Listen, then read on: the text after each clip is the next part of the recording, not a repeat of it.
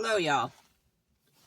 I am not driving anywhere. I am sitting in my car, and I wanted to talk a little bit about something I just found out in the Epstein files, which is probably every other video right now. This is related to the rare disease Tuberous Sclerosis Complex, which causes benign tumors to grow in the vital organs.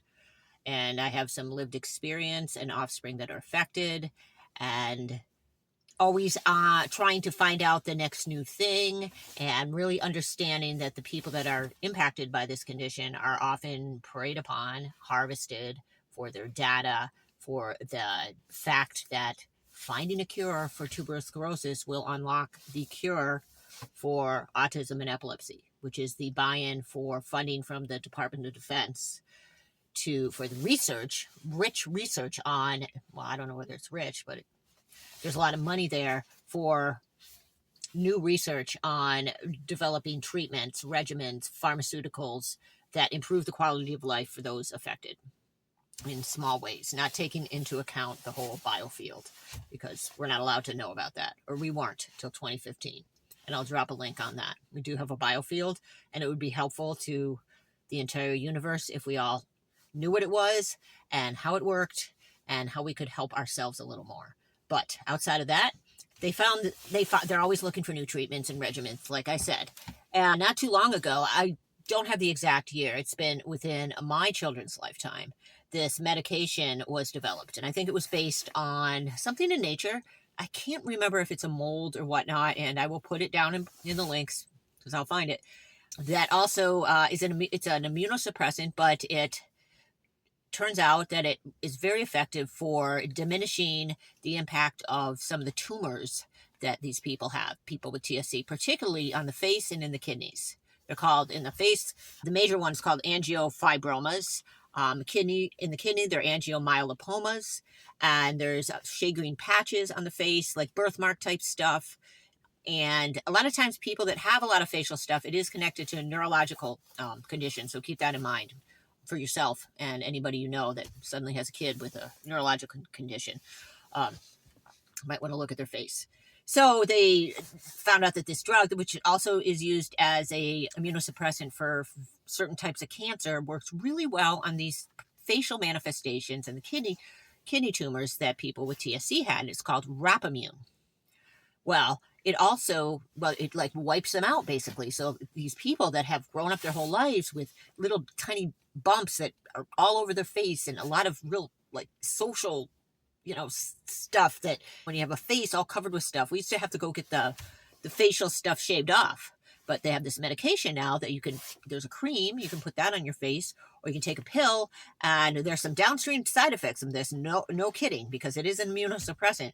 And I truly believe they are studying the TSC population to get the data and the information on how this impacts various physiques, various biofields. I won't say that, but because we're all different, they have to collect a large data set, not a formal study, but this is coming in, this Rapamune, and it's called different names because, like I said, they're analogs of it that they've developed. There's sirolimus, and I think it's Everlimus,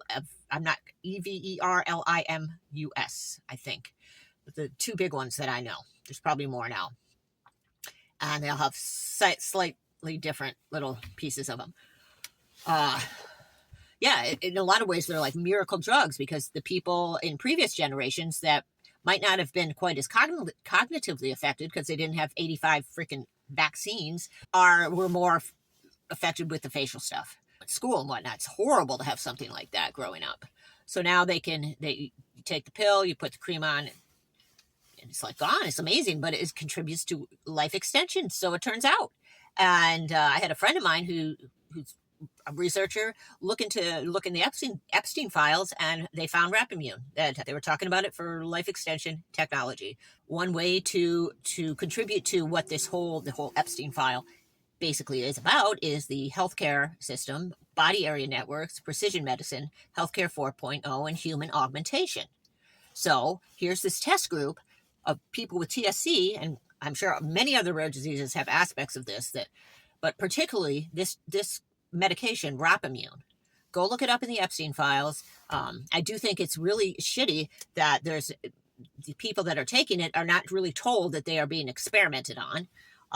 Even though they're being helped in some ways, we're never given the big picture. We're not allowed to really know the truth. And it is coming out in some ways, but keep in mind that it's not just about the horrific ritual abuse and pedophilia that's in these files. It's much bigger. And these little pieces of it, people are going to connect the dots. Like I had thought for a long time, I saw some article about how this med, they're finding some like people that have a lot of money use it they're hoping to extend their lives. And I thought in my head, well, I wonder if they have a big test control group here with the tuberous sclerosis, and they can get a lot of data and kind of test it out and try different tweaks of it. So the global elites or the beasts, the people that run the world, can live forever, while we're all in this master slave SCADA system. Anyways, yeah. I think the biggest piece that I take away from it is they want to build this whole AI tech biodigital convergence, because then we can avoid facing ourselves, facing the fact that we get old and die, facing the fact that we also don't know about our biofield, and if we did, we could help ourselves a whole lot more. It's just like this half truth that I've talked about before, but finding that in the Epstein files, and I'll put that, like I said, I'll put the link down there with the Rapamune, contributing to the overall umbrella of human augmentation, precision medicine, and life extension technology related to people with a rare disease, tuberous sclerosis complex, was really a little mind-blowing to see it. So heads up, no judgment if you're using the meds, because a lot of people use these. My offspring do too, and it's been amazing. Some of these medications with the side effects, people will embrace that because they'd rather not be completely socially and just energetically demeaned because of their face. So we all need to do our shadow work and face ourselves, but it's nice to have a discussion about it so we can all present our own experiences and how we're navigating in this half-truth world.